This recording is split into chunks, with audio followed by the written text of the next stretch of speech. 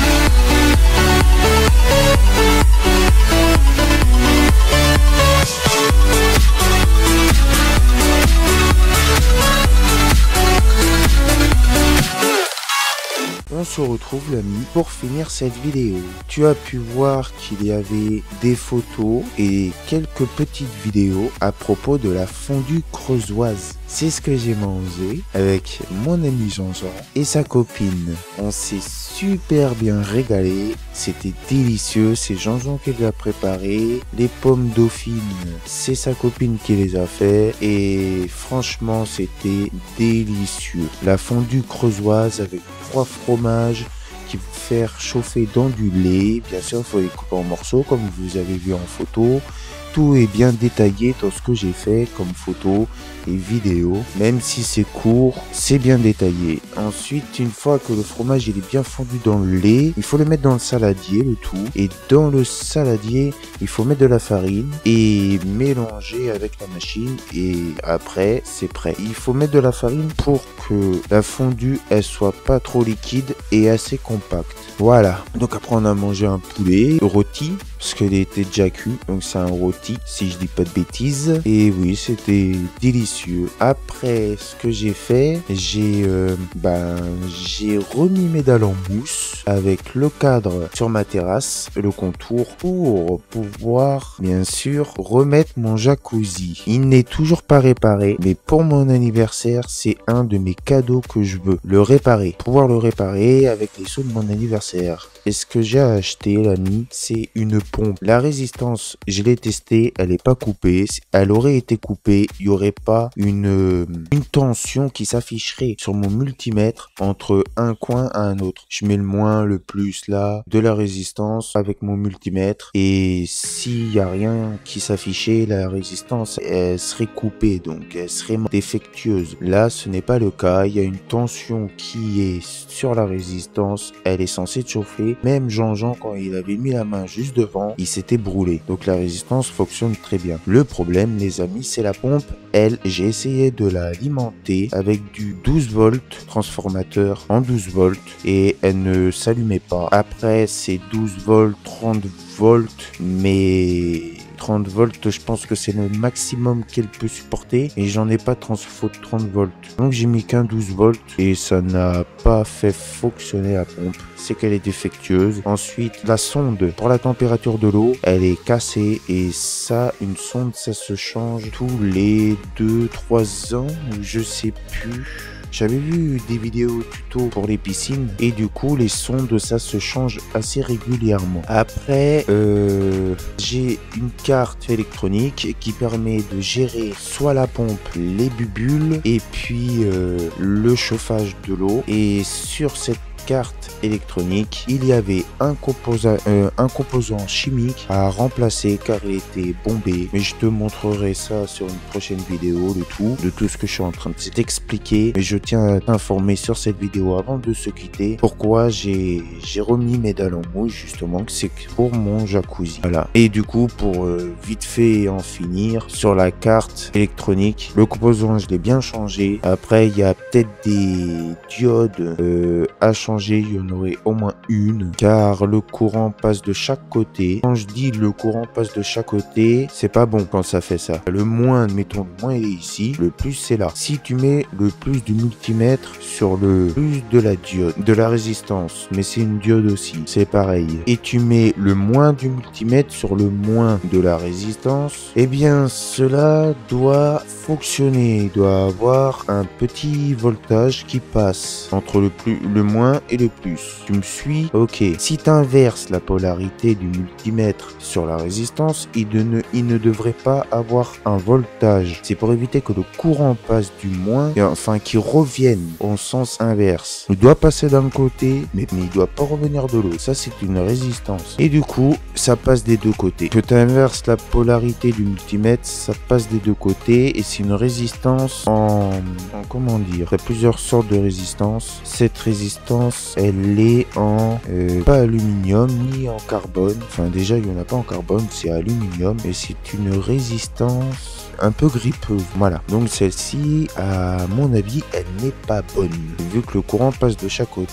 C'est une Diome et pour en trouver une, il faut que je commande ça. Après je vais essayer quand même de vérifier si ça fonctionne.